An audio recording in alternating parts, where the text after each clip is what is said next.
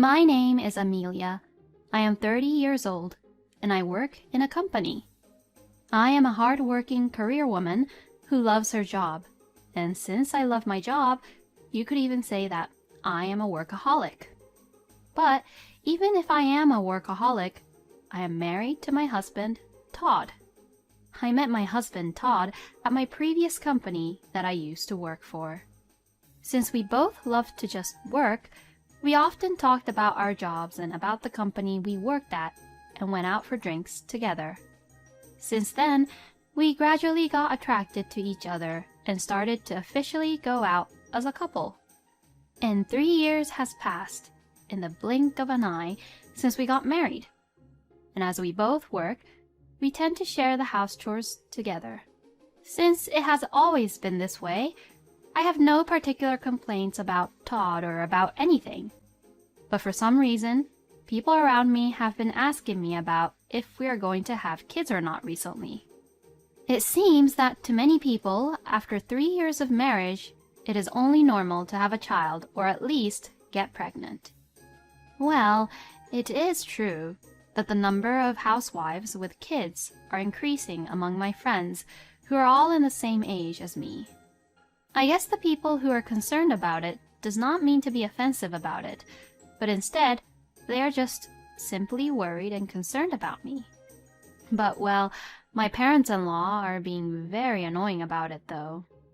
Every time Todd and I visit my parents-in-law at their place, they would always ask me about when they would get to see their grandkids. The other day, they even said this: "Maybe it's not good that you both work. Because of that, maybe you don't have time to get pregnant, right?" I don't have time and enough space in my heart to respond to every single comments that my parents-in-law make, so I just shrugged it off.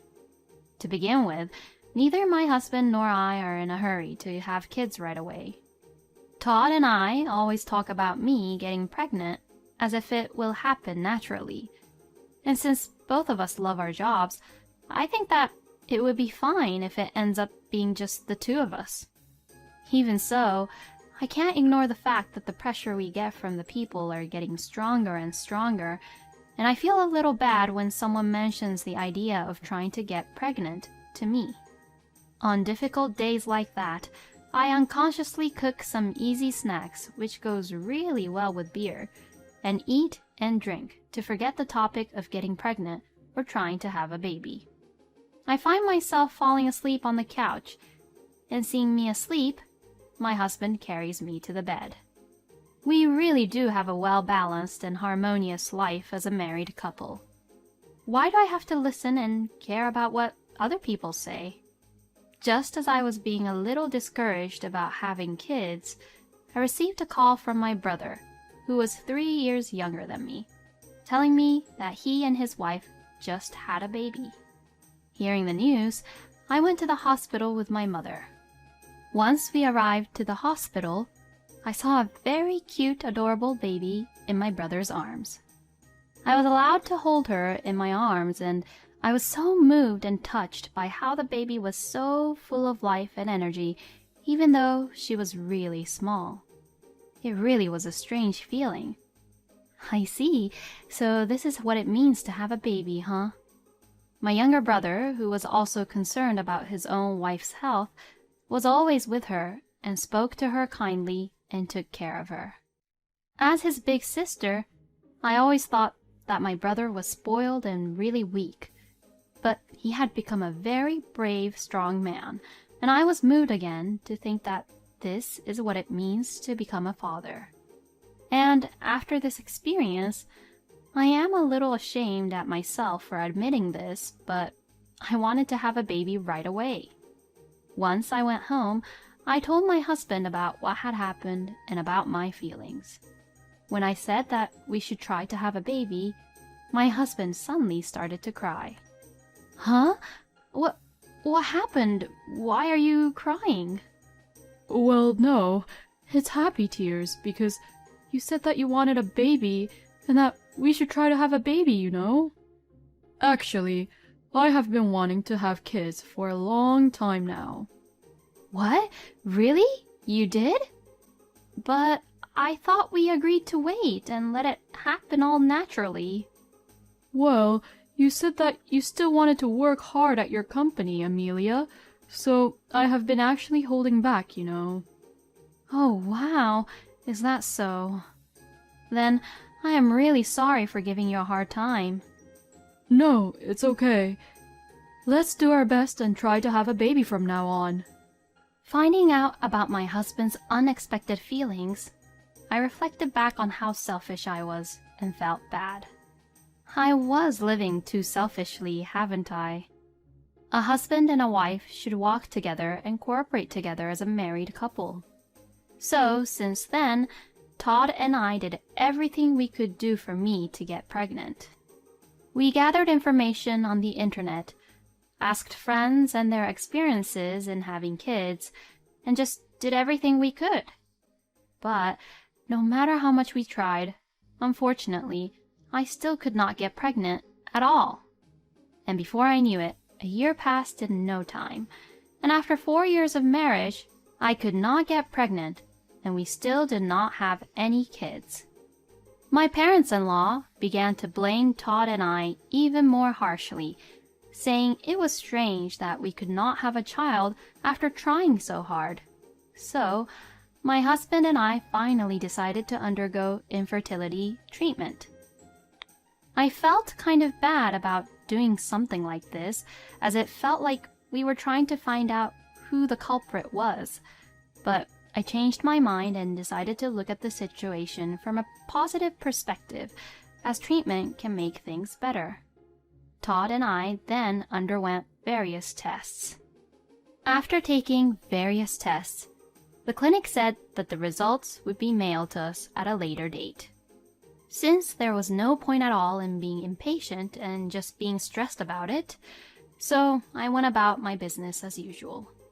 Then, one day after work, I suddenly received a text message from my husband. He had texted me asking to meet him at a bar. How unusual. Does this mean that he wants to eat out for the first time in a while?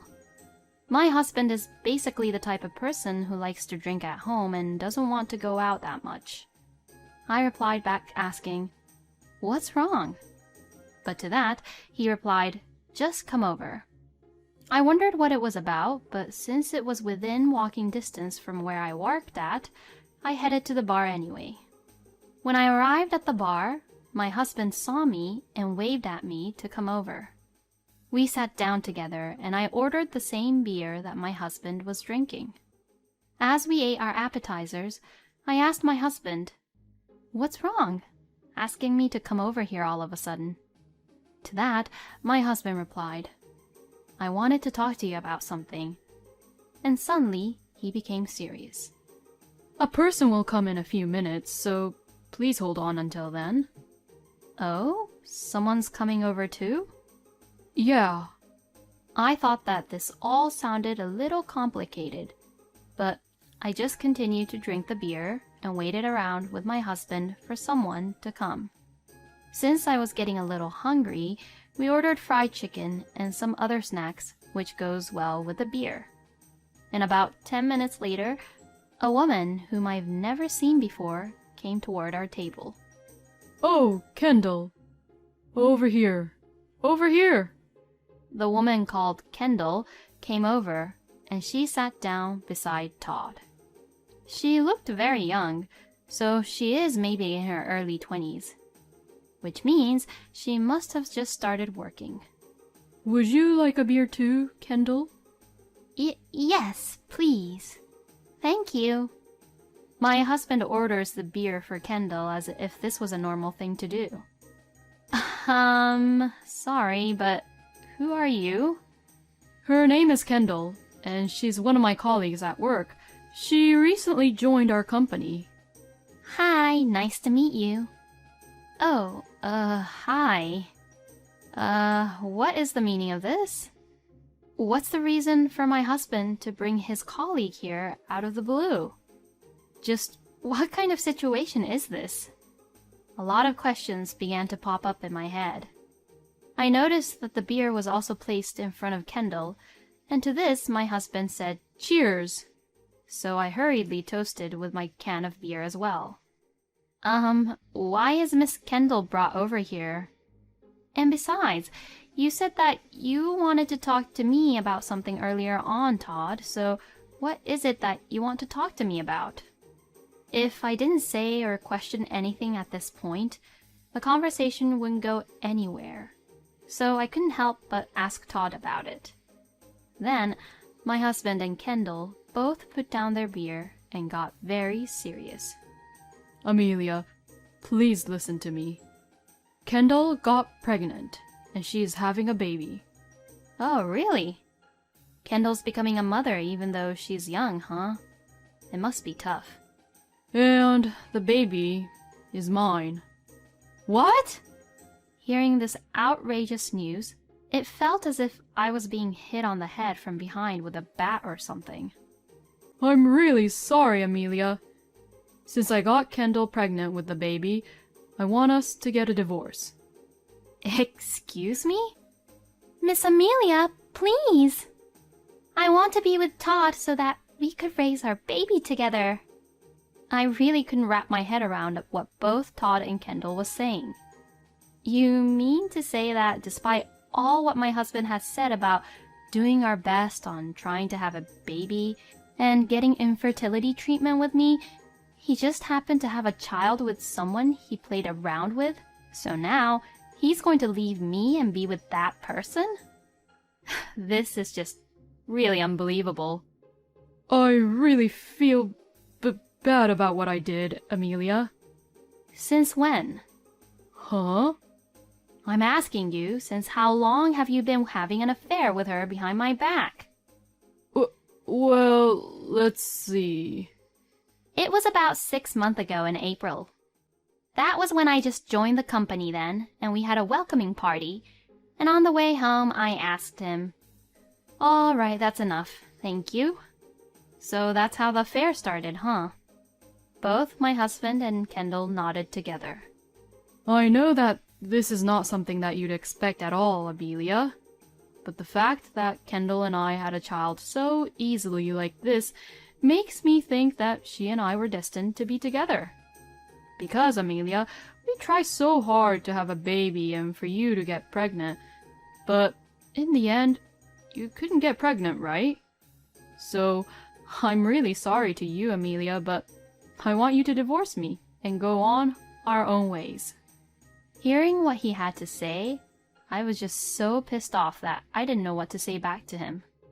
Who the hell does he think he is?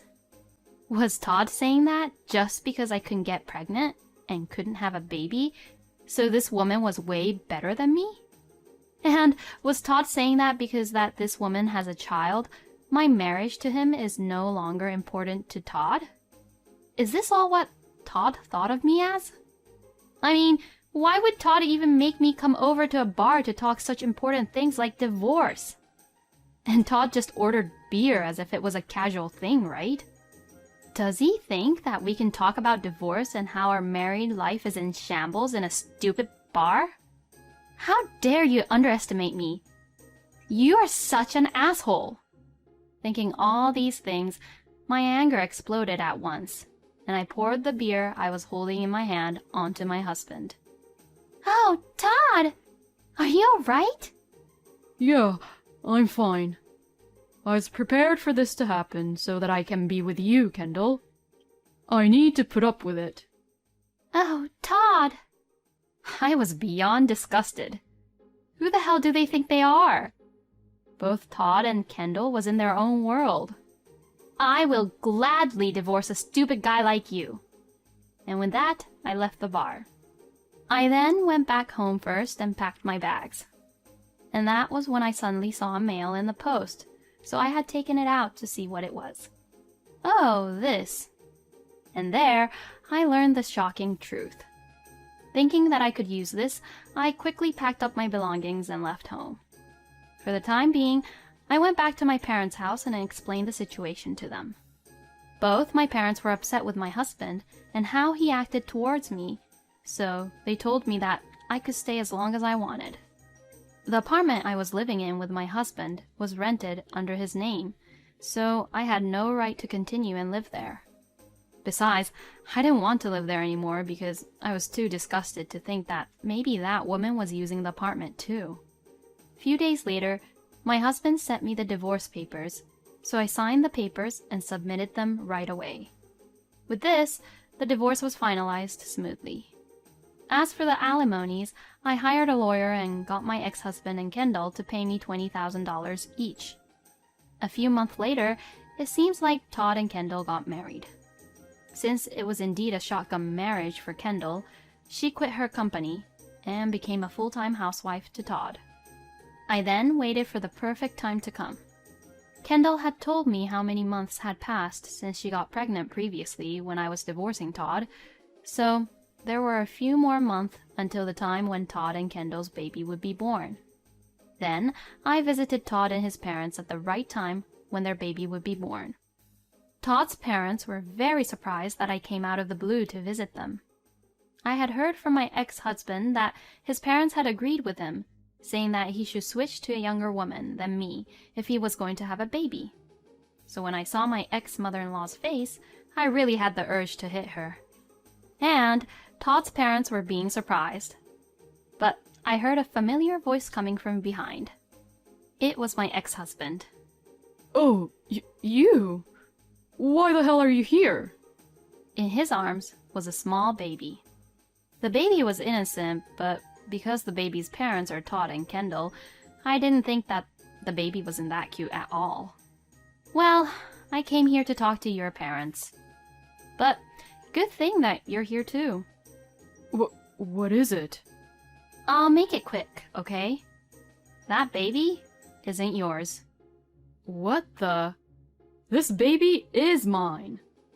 I'm sorry to say this, but that baby isn't yours. Based on what information are you even saying that? You're not saying that out of spite, are you? No, because it's not. It's just the truth. Well, it could be from just a small revenge too, but did you know that your body is incapable of having any kids? What? Well, this is the evidence. These are the results of the fertility tests. My ex-husband and his mother both looked over the documents. And as they read on, their faces grew paler and paler. The results showed that my ex-husband's body was completely incapable of having kids. So there was no possibility of having a child if it was with him. Well, then this baby is... It would mean that this baby is another man's child. But, well, I'm not really sure if Kendall is in touch with that man, but yeah. No way! My ex-husband slumps down from all the shock. Well, that's it then. Goodbye. It was quite refreshing to see my ex-husband's reaction and his face looking very hopeless. And no doubt, Kendall will get what she deserves after she comes back. They all got what they deserved. Later, I heard what had happened with Todd and Kendall from a friend of mine who works at Todd's office, and it turns out that Kendall and Todd got divorced after all. My ex-husband was not only an asshole, but also an idiot for cheating on me and recognizing too late that the baby was someone else's child. And since people found out about what had happened, a lot of people thought that he was stupid enough to be too gullible about what was happening. People at his workplace also seemed to look at Todd coldly because of that, and since Todd was having a hard time at work, he also got demoted in the end. This is what Todd gets and deserves. On the other hand, as for me, as a result of my hard work, I was promoted and my income went up drastically. I am now living alone in a very nice apartment in the city and enjoying a very comfortable life. Thank you for watching until the end. Please subscribe to our channel. We hope to see you in our next video.